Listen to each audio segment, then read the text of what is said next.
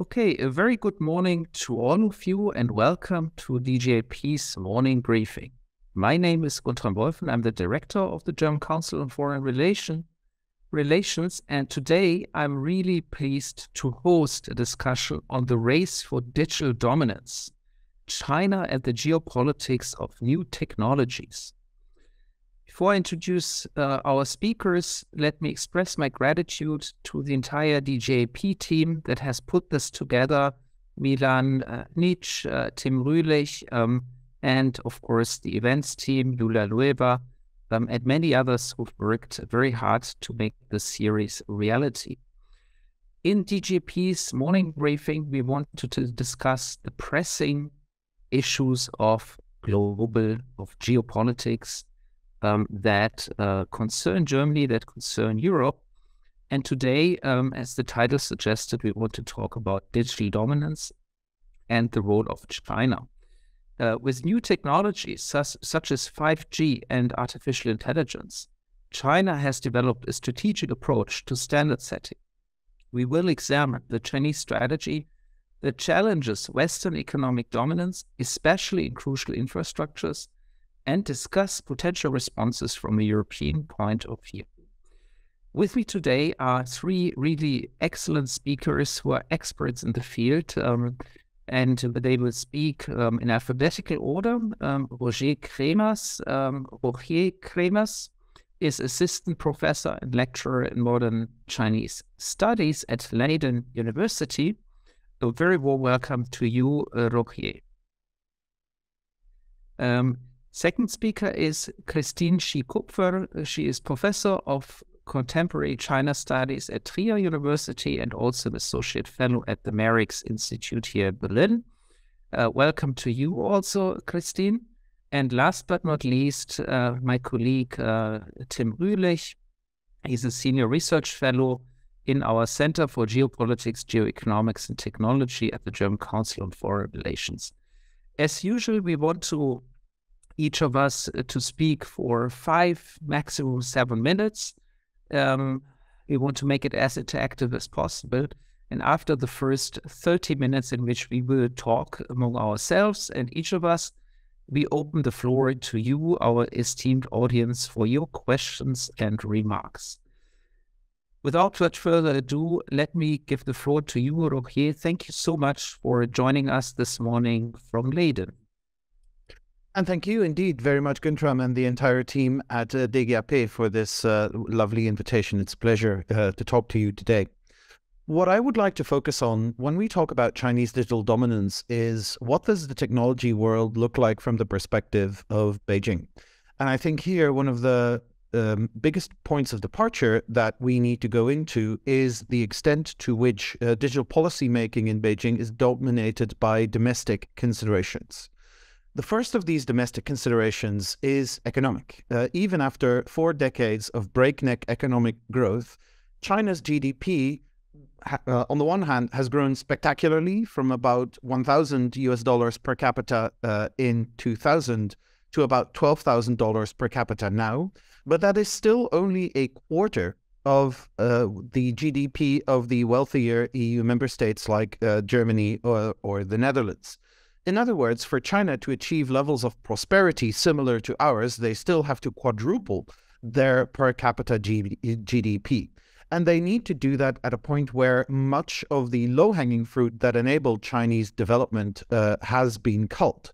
China no longer has the demographic dividend it once did, and certainly its international environment is a lot less welcoming to the continued growth of China as an economic actor. That means that domestically, it is looking to expand efficiency and productivity. Globally, it is looking to expand its share of value added generated in digital economic activities.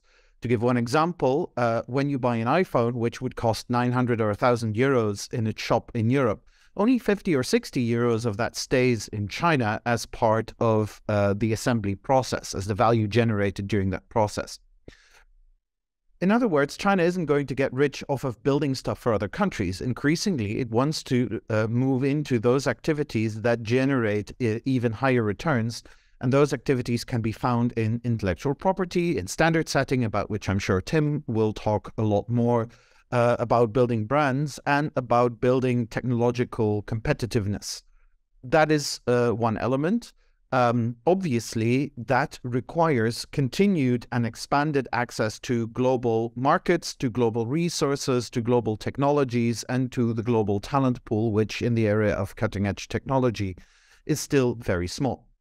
The second element that the Chinese government wants to realize is the use of digital technology to enhance the functioning of the state. We sometimes underestimate the developmental impulse that still drives the Communist Party of China. But even from the most cynical of motivations, if we believe that all that the Communist Party wants is to stay in power, it has understood that the best way of doing so is by generating an environment in which a critical mass of the citizenry is content enough not to rebel, not to protest, not to want to change the regime. And on the one hand, that means obviously censorship and surveillance, the coercive elements of the state apparatus. But on the other hand, it also means digitizing the state in order to make things like social services work better. Like many countries, certainly large countries, China has, for instance, the problem that well-educated people, doctors, teachers, really don't want to live in the countryside anymore. And as the workforce diminishes, the automation of parts of social services, for instance, in education and healthcare, are a very big part of the Chinese proposition. What does that mean for geopolitics? Well, certainly we are living in an era where an economic structure in which China built our stuff that we saw as being in our interest for certainly the 90s, the 2000s, the early 2010s, we no longer see this as being in our interest, as we see China becoming more of a competitor in exactly those high-value areas that in the West we had very much preferred to keep towards ourselves. That point obviously becomes politicized, where we are very afraid about the export of China's political model. Now, I have not seen solid evidence to suggest that China wants to evangelize a particular model of technological governance or political control in the same way that the West, and particularly the United States, has tried to evangelize democracy. That's simply not a structural program that Beijing has. As I said, the vast majority of policy bandwidth in Beijing is connected to domestic affairs. And China's foreign policy very much is then the international overspill, the overflow of what it tries to achieve domestically. But it isn't because China doesn't have an active program towards evangelizing or spreading its model of technological control that it doesn't have that influence, as particularly other countries in the global south look at China's success in development and may wish to emulate it. They look at China's ability to harness the power of technology. They wish to emulate that as well. And certainly in Europe, we seem to be evolving slightly more towards an understanding that the libertarian model of the digital world that we knew is not necessarily in our interest. Just today or yesterday, I must say, France released its own digital legislation, which actually goes quite some way towards, for instance, content control and platform control. China would, however, like to expand what it calls its discursive power, its Huayuquan in the international realm, and that is both a matter of, shall we say, hard interests, or a fairly rational sense that China has grown into a global order that it had no hand in creating, and it would like to pull the tablecloth a little bit more towards its side. Those efforts are not quite succeeding yet. And certainly in the light of geopolitical tensions, we really need to see where that goes. There's obviously a lot more to say about that, but I will leave that to the questioning. Wonderful. Thank you so much, Rogier. Let me just get one follow-up question. I mean, you described very strongly and very clearly how domestic motivation, both in terms of economic development as well as digital control, the functioning of the state, were the main drivers of Chinese technological development. But yet it has an impact on the rest of the world. You described a bit the global south and how in the global south, China's model is becoming an attractive model. To what extent is the Chinese techno-digital model a challenge to the Western way of governing our digital ecosystem? Well, I don't think so much that the Chinese model is a challenge to us, as I think technology itself is a challenge to us. And it's really interesting when you look at how we are very rapidly evolving out of the post-Cold War, quote-unquote, end of history mindset, of which the digital world became a very important symbol, right? We believed that after the end of the Cold War, we had won, and that therefore liberal democracy and free market capitalism was the only way in which a state could successfully exist. And what we see now is that our democracies are far more vulnerable than we thought they were, and that this whole private digital economy doesn't necessarily operate in the best interest of the broader society. So now we've come to the diagnosis that more regulation and more control over all of these segments of the digital world is necessary.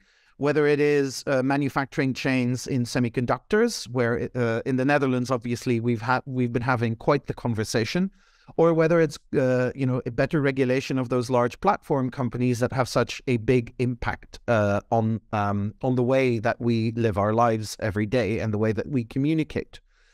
Now, this unbridled techno-optimism that symbolized the Western model that emerged is not quite something that was ever shared by the Chinese government, which from the very beginning had a much more clear-eyed understanding of the potential transformative, disruptive, but also destabilizing impacts that technology could have. And therefore, China, much earlier than the West did, Europe is getting there, the United States, not quite. China had its diagnosis far more accurate, far more early than we did. And what we're seeing now is that many of the initiatives that Europe is now deploying obviously aren't necessarily, quote unquote, learning from China, but they are coming to the same conclusion. And so I think rather than having the integrity and the superiority as the Western model as our starting point, and then seeing China as a sort of threat to a paradise lost, right, I think we need to have a little bit more of a systemic approach discussing how we ourselves are learning about our own shortcomings and our own blind spots as the digital world developed.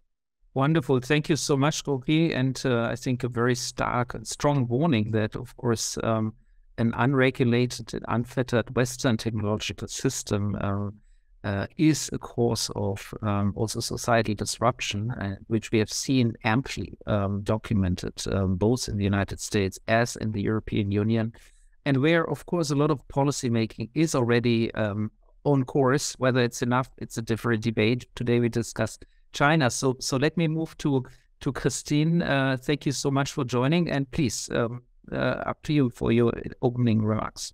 Yes, thank you very much also for having me. I do think that indeed the domestic motivation, the domestic drivers, as Rogier has just explained, are very important when we assess also the international implications and the whole framework of systemic competition. Although I do believe that the Chinese government has, I would argue, clearly laid out also a very different normative framework when it comes to digital technology. So I do believe there is also a normative dimension linked to the whole issue the race of digital dominance. And it is very different from what liberal democracies at least declare. I mean, of course, we talk about what has been declared in theory or embedded in regulations and what has actually been practiced. That this is, of course, also oftentimes two different things. But I do want to argue that the Chinese government indeed lays out a very different kind of normative framework. And so technology at the end also has a normative dimension. I've been looking quite a bit lately at the issue of ethics, specifically related to the technology, so to say, or a set of technologies, actually, artificial intelligence.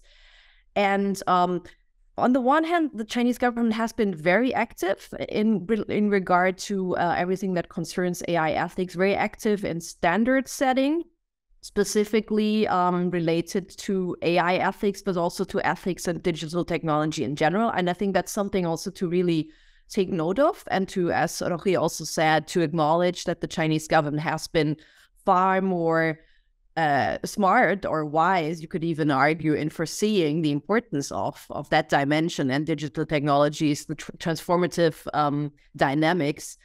On the other hand, though, I think it's also important for us to not just look at the issue of regulations in the sense of, let's take the recent example. The Chinese government has been one of the first, I do believe, by mid-April to put out draft regulations about generative AI, like ChatGPT.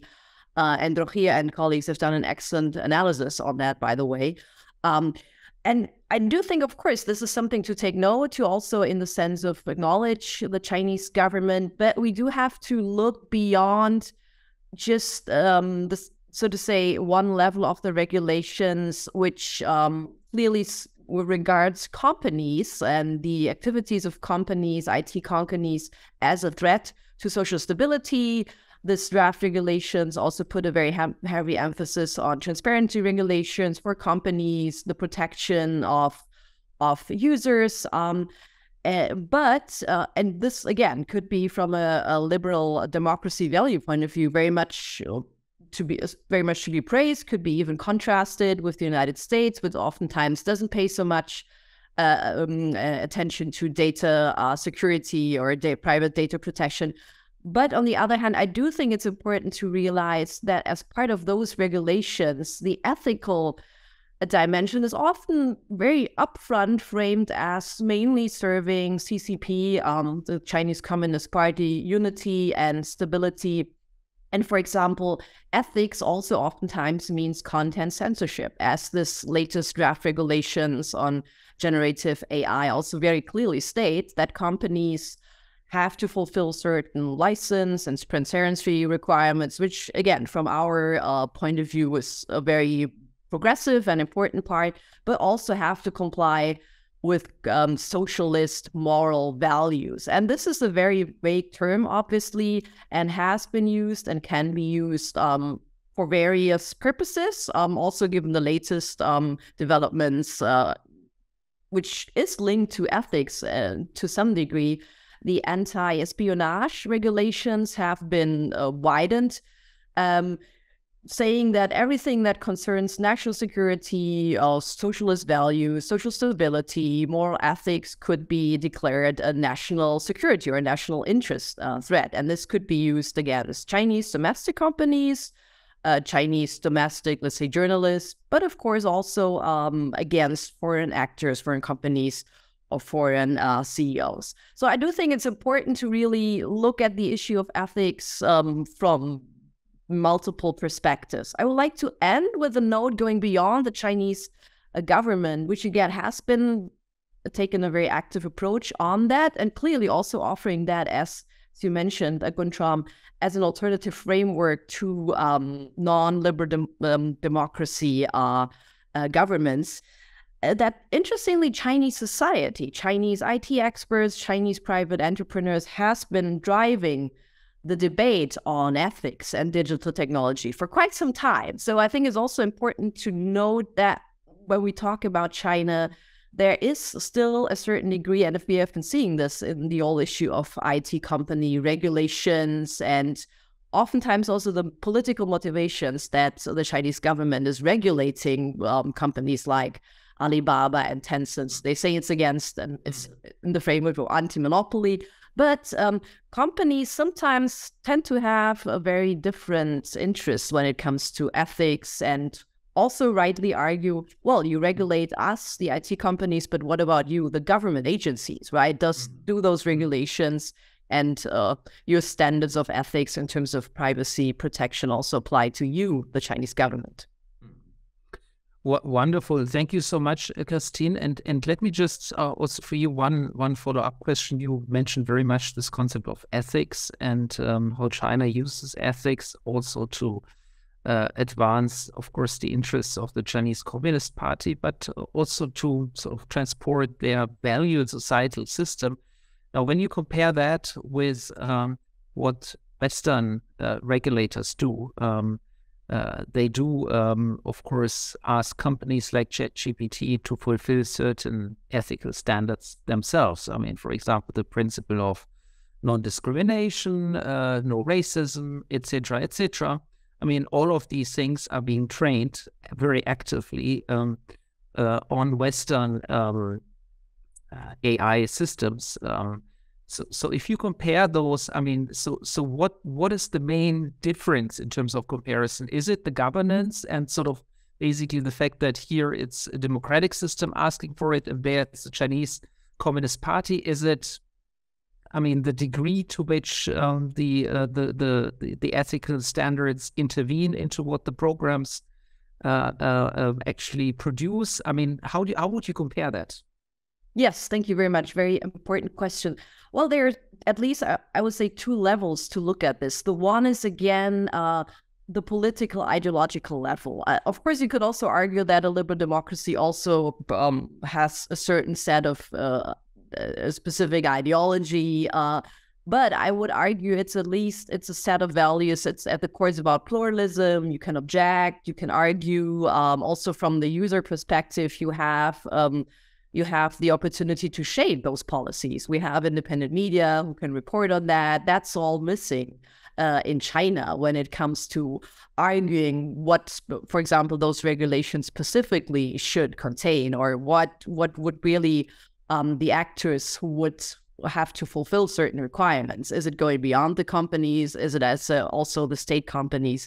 And then, of course, when we talk about norms and values, and that's, as I said, it's also, I think it's important we have to be self-reflective here and also self-critical, as Rogier also mentioned. Of course, also we have issues of racial discrimination, of various biases in our technological applications, but we don't have something kind of being infused in this overall framework of ethics, which relates to a one-party system, or which relates to a clear goal of, let's say, the tendency of framing ethnical minorities like the Uyghurs as potential terrorists. We don't have something explicitly stated, also unlike sometimes in the United States, as racial profiling, really being very aware of those kinds of issues. So I do believe beyond all these issues, there is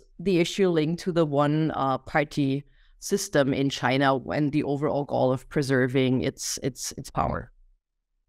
Wonderful. Thank you so much. So it really goes beyond sort of the technical system. It's really about the underlying differences in the value system and the governance behind it. And that, of course, brings me to Tim, who has just written a very nice piece on our website on the geopolitics of technical standards, in which he also writes about, of course, the fact that standards at some level reflect broader values. But I don't want to put words in your mouth, Tim. We look forward to your remarks. Thank you so much, Guntram, and to all of you for joining us this morning. I will just make two very quick points. One is sort of more illustrative and indeed delves a bit into the tech standards. I'll essentially use what Rogier has laid out sort of a bit as a framework to put sort of an example to what he has said. And then my second point will mainly regard sort of Europe and how to react to a lot of what we've heard, not just the tech standards piece, but sort of the broader picture. So first, the technical standards. I'm sorry if I bore anyone here, but just a brief reminder what a technical standard is. It is a voluntary technical specification. It is normally developed by technical standard setting organizations, or it's a de facto standard. For example, Windows, so Microsoft's Windows and Apple's iOS, they just have so enormous market shares that, of course, For software, if you develop a software, you should probably make sure it's compatible at least with one of them. So that's sort of a de facto standard. Never has ever declared the Windows or iOS the technical standard, but at the same time, it simply makes sense to be compatible with that. So it somewhat provides the basis of a technical standard.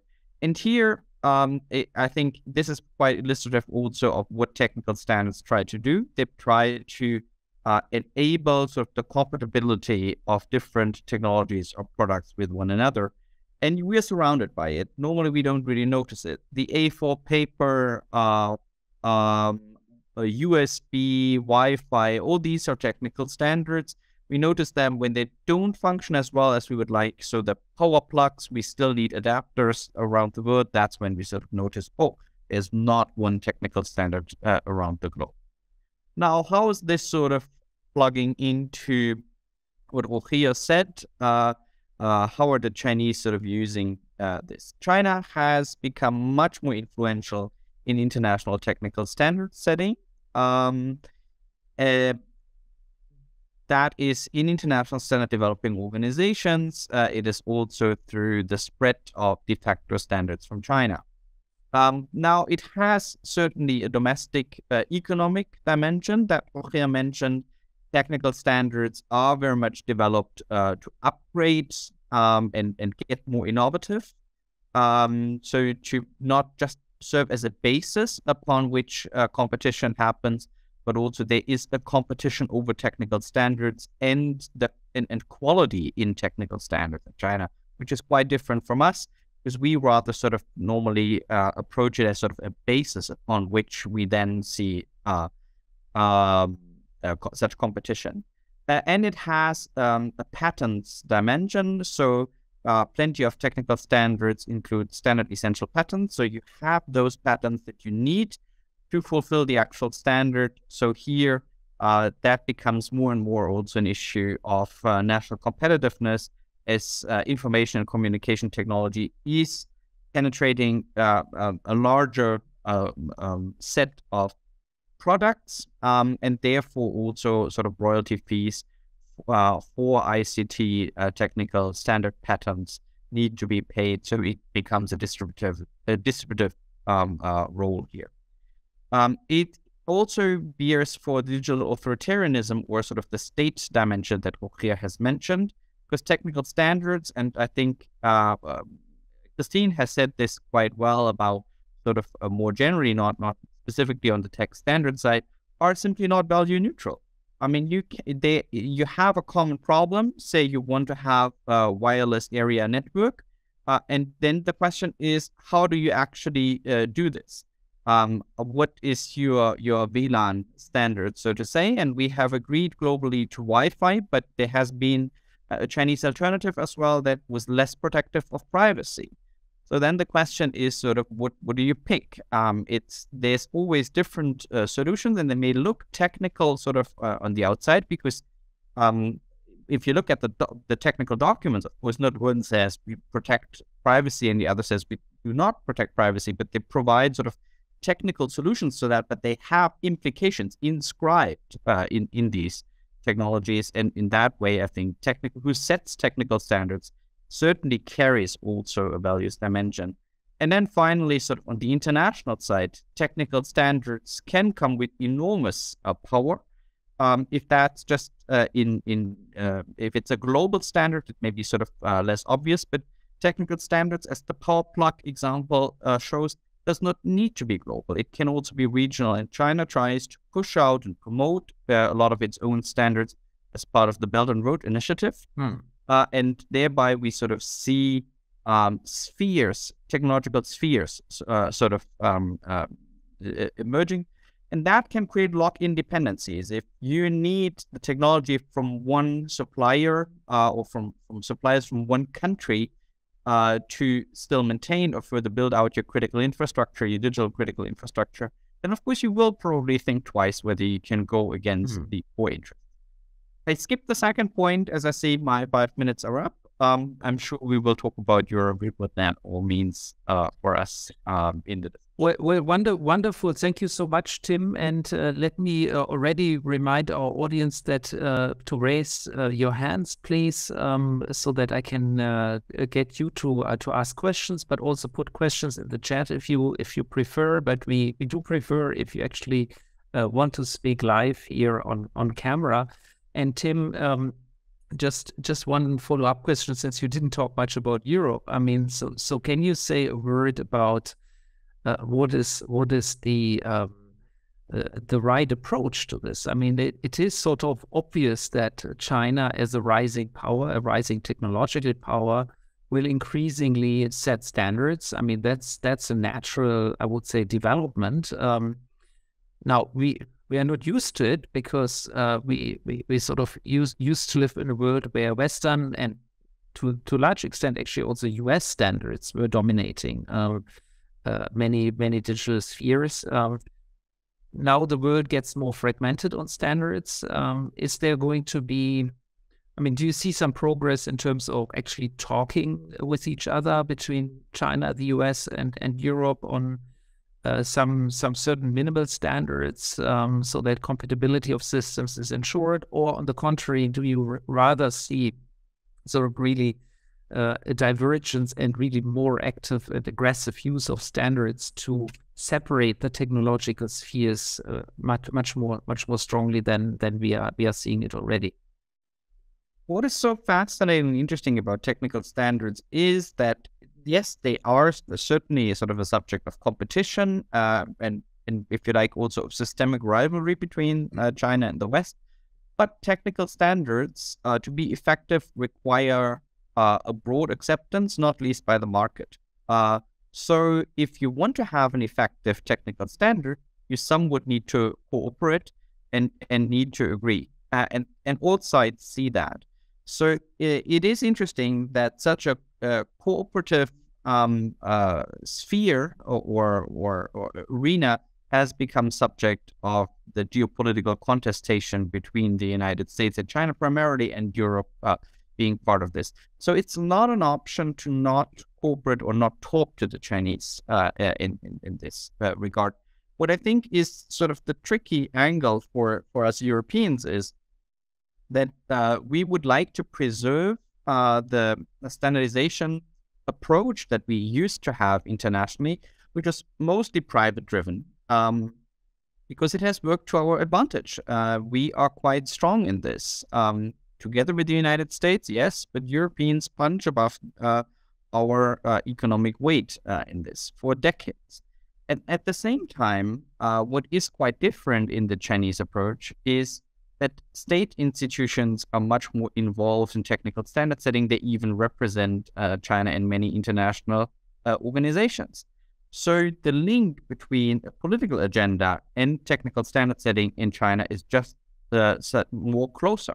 And then the question is, how do we actually sort of get to the point where we can defend our public interest as well, and sort of don't fall victim to the fact that technical standard setting is becoming sort of more entrenched in the political interests of China, and at the same time still preserve this private-led system. And that is sort of the question: how can we bring both together? The European Commission has tried it. The US government has just tried it. They have come up with somewhat different approaches, but that's sort of the critical and the difficulty here, to bring both of these elements together. Okay, wonderful. Thank you. So let's see whether there are any questions. Please do raise your hands and do put your questions in the chat. I appreciate that today's discussion is perhaps slightly more technical than the usual one, but it is, after all, about technical standards. And I think what we've really tried to show is the importance of the technology in this geopolitical race between China, the United States, and the European Union. And since I don't see a question, let me ask you, Rogier, on really the issue of technology as a driver of development. I mean, China has been because you mentioned very much that China wants to use technology to quadruple its GDP ideally, and reach Western standards in terms of living standards. Now, is China going to be able to do this in a more authoritarian and information-controlled system, or isn't the need to have free information flow, liberty of thought, one of the crucial aspects that drives productivity change, is in particular in this area of artificial intelligence, which I think is in our Western societies is actually going to be very transformative for our labor markets, will be very productivity enhancing, but can only function as long as the AI system ChatGPT basically uses available information and doesn't sort of restrict its answers to whatever a leader in the Communist Party has decided it can say. So can you just say a little bit about this issue, and then I see your Puma, and I will give you the floor afterwards. Okay, please. Yes, that's a very interesting question, and one that I get a lot. I will start with saying that this is an argument that we've been making for years, right? I did my PhD on intellectual property piracy in China. I did it between 2008 and 2012. And back then, it was all China can only copy. And the reason is that they're a controlled society. They're also Confucian. They can never be innovative. And as recently as 2014, the Harvard Business Review, for instance, was publishing articles with titles like, literally, Why China Cannot Innovate. And now we are having this discussion because we've come to the conclusion that China can be quite innovative indeed. And I think this speaks to an illness that I think besets much of the Western political community, and that is that we see regime type as the single or the dominant variable that influences everything else, where everything that happens in China can be explained by the fact that it's a non-democratic state. Problem is, for starters, we don't do this to ourselves, right? We don't say that Germany had an unfortunate energy policy because it was a democracy, or that the people in Flint, Michigan didn't have clean drinking water for decades because the US is a democracy, or that the Dutch government scandalously treated a certain class of benefit recipients in a way that a parliamentary inquiry committee described as undermining the rule of law, because the Netherlands is a democracy. I was recently in Beijing. I haven't noticed traffic lights in Beijing working any differently because China is not a democracy. Turns out that perhaps the more dominant factor inhibiting China's industrial technological success and its degree of innovation was very simply that China was poor. As I said, when I turned an adult in 2000, China's GDP was $1,000 per capita. You can't invest, you can't do a lot with that. Now China's investment and development capability has expanded greatly. Now, when we talk about AI, when we talk about innovation, it is very careful, again, that we build an understanding about exactly what innovation is, because we have a particular model of innovation that we then sort of take to mean everything. And that innovation, for instance, is very heavily centered on guru-like tech developers like Steve Jobs or Elon Musk. But Steve Jobs could have never built Apple if he couldn't rely on the intelligence and the capabilities of tens of thousands of Chinese engineers who did extremely boring but vital work in material science, logistics planning, supply chain management, and the whole rigmarole. And China has become extremely good at that, up to the point where Tim Cook is now saying that they can't move out of China not because of low Chinese labor costs, but because nowhere else in the world is there the supply chain and logistics expertise and infrastructure that China has and that Apple needs, for starters, to make about 1 million of these little things every working day. When we then talk about AI, and it's interesting that we're all sort of in the ChatGPT hype, again, how do we see this as innovative and what do we want from it? And I'm noticing that a lot of the discussion about ChatGPT in the West is essentially about how human ChatGPT can be in discussions about tasks that I would say particularly appeal to people with a liberal arts education. Can it write an essay? Can it tell a joke? Can it write a song? Can it appropriately cite scientific and scholarly authorities? When you look at the Chinese chat GPT-alike generative AI technologies that have been presented recently, they don't see this as a general standalone technology, but they much more quickly have moved towards specialized applications. So when Baidu a couple of weeks ago introduced its Ernie chatbot, it immediately had announced that they were also working on partnerships with companies like car manufacturers, household appliance manufacturers, and such like. And the thing is, I don't know about you, but I do not habitually have conversations with my car or my fridge about political developments or about Shakespearean poetry. In other words, if you can build AI models that work well within a specific set of applications necessary to operate a car, have a fridge, or looking at what the 14th five-year plan looks forward to, having sort of automated diagnostic helplines in the healthcare service, then you move towards application and industrialization of these AI technologies much more quickly. Compare it with automated driving systems. Automated driving systems work very well on the motorway because the number of parameters that it needs to take into consideration is very small, right? It's a highly constrained, hardly artificial ecosystem when you drive on a motorway. In contrast, when you're trying to navigate the medieval city center of a place like Cologne, then complexity increases by multiple orders of magnitude. And the same you have in these generative AI technologies. And so if China develops a much more specified applied model, it could actually be successful in those models much more quickly than the much more general technologies that we've pinned our hopes. Wonderful. Thanks for this great answer. So let's bring in Jörg Puma, please. Perhaps a very pragmatic question to the researchers. How do you apply your considerations in the daily life of the researcher? I saw that it's increasingly difficult to collaborate with Chinese counterparts, especially when exchanging bigger documents. During the National Congress of the CCP, it was difficult. And now I see they always want to communicate via WeChat. How do you, what exchange platforms and IT standards do you use in collaboration with Chinese colleagues? Wonderful. Thank you so much. Perhaps, Kristin, you wanna talk about this? Yes, sure. Yeah, very interesting, important question.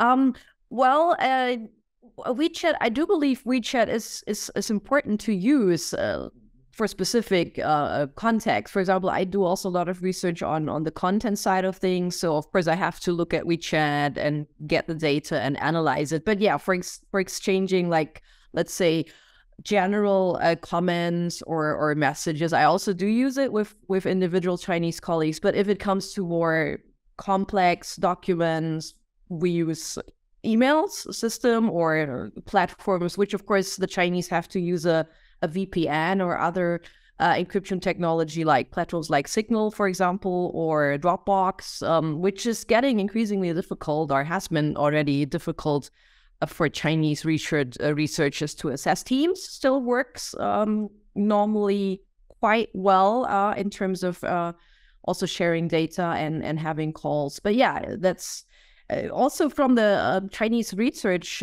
point of view, also maybe tying it into what Rogier just said.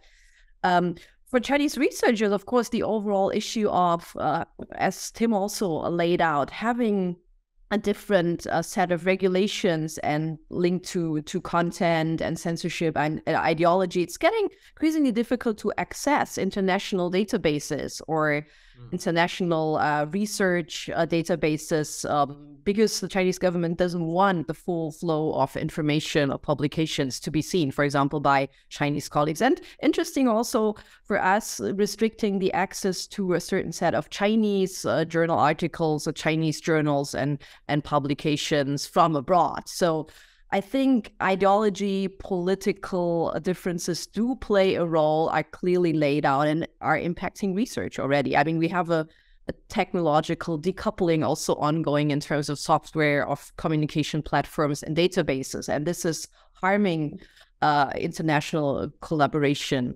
in the research field. Wonderful, thank you. So we have a written question here by Christoph Waldersee. Thank you for the knowledgeable question. My question goes to Tim. Are there any known plans to look into the technical standard discussion in regards to climate change? Isn't this a topic where we need to come to terms with China technical standards in that field? As in many other purely technical ones are called key performance indicators and are needed to be able to reach our climate goals. Tim. Yes, thank you so much. There's two things I want to say in this regard. One is I think technical standards. It's always good if we come to terms sort of with China on technical standards, even in those sort of that we call purely technical. We will not always, but in general, as I said before, I mean, technical standards provide interoperability. They create markets. If you have a global market, then also the revenue that you can expect from innovation is higher. So that will motivate, will be an incentive for actors around the globe to invest in innovation. So it is also driving innovation. So in that regard, I think regardless of climate change or not climate change or of the specific subject here, Chinese participation in international standard developing organizations, specifically if they remain in the existing institutions, I think is something that we should at least not generally object. And I'd claim that at least the European standardization organizations also don't sort of generally object China's participation. Now, sort of the more specific issue of climate change. It is interesting. You point also to to sort of the diversity of technical standards that we see now. So there is, of course, a number of sort of what you call purely technical standards here that serve carbon neutral technologies. That I think is one, and indeed sort of international technical standardization is also reaching into broader sets of standard setting, of norm setting, and one is indeed sort of how to measure performance, as you referred to. And indeed, I think both sides need to come to terms here.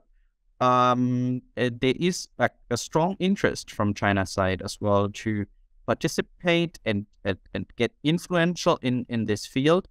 And again, I mean, I think we are faced sort of with this interesting duality of having an incentive and being interested in developing global technical standards, not least for the protection of our planet, to combat climate change.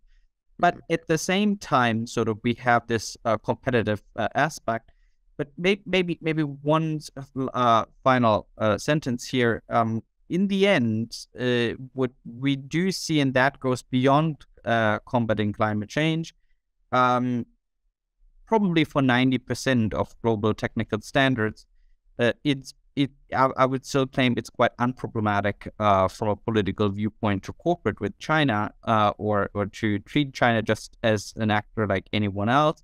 It's about those last, say, 5% or 10%, where sort of the systemic differences, where the political agendas become more present, but these 5 to 10% can actually be quite transformative and quite crucial. But that should not, ideally at least, should not sort of limit our willingness to cooperate on the other 90%. Wonderful. Let me ask one last question, since we have a bit of time left, which is really about something that is very much driving the political discourse now, which is quantum computing.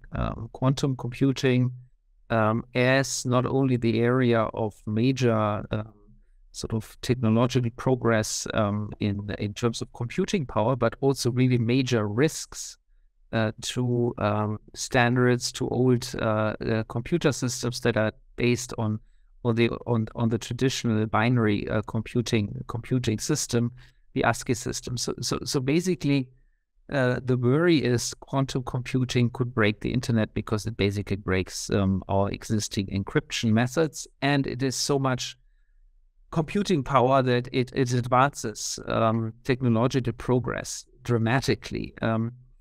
Can we say a few words about where we see the race for quantum computing and encryption between the US, Europe, and China? Does anybody want to sort of take that question? Kristin, you and then Rogier, perhaps? Yes, happy to kick it off, and Rogier is already raised his hand. Well, I think very shortly, I think Europe is not, unfortunately, in that race. It's very much a race between the US and China. And that's, again, important to note, as Rogier already mentioned, despite, as we... as it has been our perception, it is a, I would argue, even totalitarian system since Xi Jinping has taken power, has been very innovative. Because, I mean, quantum computing is a very capital-intensive technology. You have to invest a lot, and China, I do believe, is leading quantum computing. It, of course, also, and that's true for the United States too, is very interested in that because it has also a military component when it comes to encrypted communication, as you just mentioned, Guntram, not also breaking up the existing encryption systems, which is, for example, important for financial transactions, right? If we think about that, not only transaction of information, but also in the military operations field. This is, of course, very interesting for both the United States and China. And I do believe that, yeah, we have seen China in terms of the size of the ability to manage the qubits, you know, the time of length, how a quantum state can be maintained from a stable quantum state can be maintained by computing power. China is very much leading, and I would say, unfortunately, the EU is not in that race, according to my knowledge. Rogier, over to you. Yes, this is a very interesting example of where, you know, essentially the US and China in particular, they look at each other and they, you know, there's a huge security dilemma. None of them is going to draw back because, for better or worse, the US essentially sees the rise of China now as its prime geopolitical threat. We see that many in Washington are beginning up that threat because, you know, it leads to consulting dollars or buy yourself a new aircraft carrier task force dollars, or here is another couple of billion for your quantum project dollars. And obviously the same is going on the Chinese side. So sooner or later, this is going to happen. Right? The power to break the internet is going to be had by someone, at least by one major power, quite possibly by two. And that indeed is going to be a massive risk in the same way that the first British act of the First World War was to essentially cut the German telegraph cables so that German transatlantic telegraph traffic had to be rerouted through cables that the British could tap into, you know. Such is the way of the world. And if we want to be in that race, well, let's get into it. The problem is that in Europe, I haven't seen a single political leader who is willing to take on the difficulty of that message, because that message must also then say, we are all going to get a lot poorer, right? We have now a global economic system that was predicated on the basis of economic efficiency, characterized by the drastic lowering or indeed cancellation of the importance of national boundaries. We've come to the conclusion that economic efficiency by itself cannot be the sole organizing principle. We need security. We need security against disruptions like the pandemic, which are not necessarily human-made, although there's a bit of controversy about that. But certainly also against geopolitical tensions. Well, if economic efficiency is no longer the prime organizing principle, we're going to become less efficient. Therefore, we are going to become poorer. But I don't see anyone in Europe preparing our populations, preparing our electorates, preparing our citizenries for the fact that if we want to stay ahead, we can no longer be in a situation where we outsourced energy to Russia, security to the US, and manufacturing prosperity to China. We are going to have to pony up. Well, thank you so much. Kristin, you put this wonderful visual story on the Financial Times in the chat, which is very worthwhile going through. But I mean, just to push back a bit on you, Rogier, of course, the issue of quantum technology has been quite prominent in various strategies, including the strategies of the German government. They just announced what they call a Handlungskonzept Quantentechnologie, in which there are actually foreseen quite significant amounts of money to advance this. Of course, just one more addition here. It's not just the capacity to build the quantum computer that matters, but also technology for encryption. And let me just say that, for example, at the University of Bochum, there is a Center for Encryption, and they've just won a major prize in quantum, the global prize in quantum encryption technology that actually is waterproof to quantum computing. If it ever reaches, when it reaches the state of actually being able to break traditional encryption methods. So I think a lot is happening, but of course I do agree that the US is much more advanced than Europe, especially when it comes to the actual implementation of these and the development of the actual functioning machines. So the Europeans, the Germans tend to be relatively good on sort of the basic research behind it, but the commercialization and operationalization is the more difficult thing. We have one very last quick question, Tim, for you, and then we close, which is by Gudrun Domitate on how China is promoting standards in the Belt and Road Initiative. Perhaps you can just really 1 minute, 2 minutes, and then we conclude. Yes, thanks so much. A very relevant question, I think. So because a lot of this is sort of buried in the details. So the way the Chinese are promoting this is very much through what I would call package deals here.